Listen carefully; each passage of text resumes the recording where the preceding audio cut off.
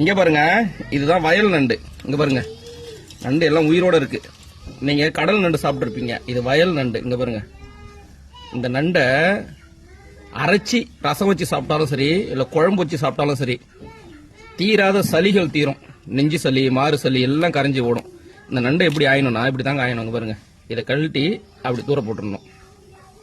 இந்த ரெண்டு இந்த வாய் மாதிரி இருக்குல்ல, அதையும் கிள்ளி போட்டுடணும். இந்த மேலே பூ மாதிரி இருக்கும், அந்த பூ வந்துட்டு நிறைய பேர் குழம்புல போட்டு வைப்பாங்க.